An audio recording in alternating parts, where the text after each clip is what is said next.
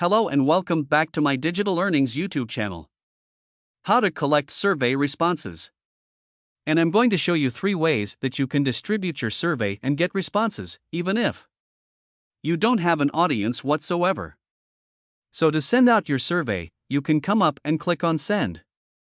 And the first way that you can send this out is by email. Now you can just type in some email addresses directly here and send it straight out if you want.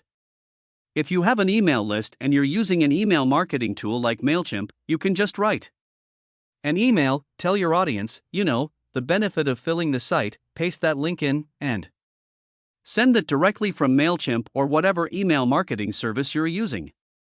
But what if you don't have an audience built up? Yes. What can you really do?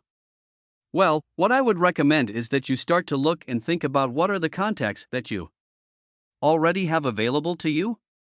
And one thing that you can do is go ahead and export your contacts from Gmail or Yahoo, or whatever email service you're using for your personal mail. Now, I went ahead and did this recently, and I was shocked to see that I had over 800 emails in my Gmail. Now, am I saying that you should go ahead and just spam everybody in your inbox with your survey? No, I'm absolutely not saying you should do that. What I am saying is once you export your Gmail contacts, you're going to get an Excel sheet full of all of your contacts. And I would go down through each person, one by one, and say, what? Would this really help them, or would they even know somebody that they could forward this on to? And I guarantee you're going to get 10 to 15 people, at least out of your contacts, that you can send the email directly to. Now, where else might you have email addresses just from your normal connections that you've made? Well, LinkedIn is another place, and you can export all your connections from LinkedIn again. This is going to produce a huge Excel sheet full of people's names, first name, last name, and email address. It's like having your own email list before you even have a website or anything. So once again, I'm not saying you should spam everybody. I'm saying you probably have people in your contacts already on Gmail or LinkedIn that you can send the survey directly to. And if not, you're going to have at least one person who knows where you should be sending this email to. Maybe they know certain Facebook groups, etc. You should post in.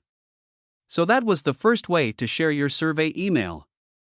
Now, there is one important point that I want to stress about email, and that is the subject line. You can see by default here. The subject line is I've invited you to fill in a form. Now, how many people do you think are going to open that if they see that in their inbox? Probably none. They're not even going to, they're just going to skip on over the email and won't even read it.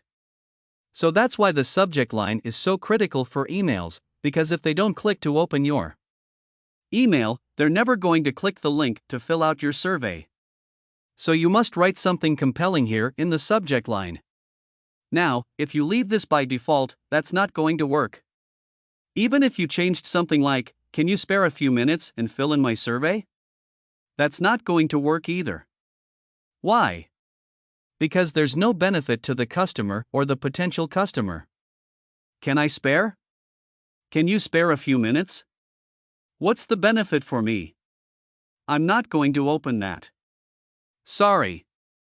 So you need to come up with something that's going to get people to open.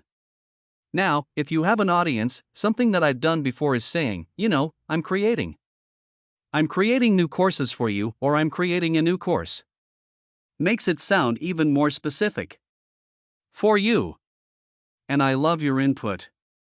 So you can see the benefit here is that I'm creating something for them already, and it's going to be a course. So they know what the product is and it's for them. And I'm just asking for their feedback.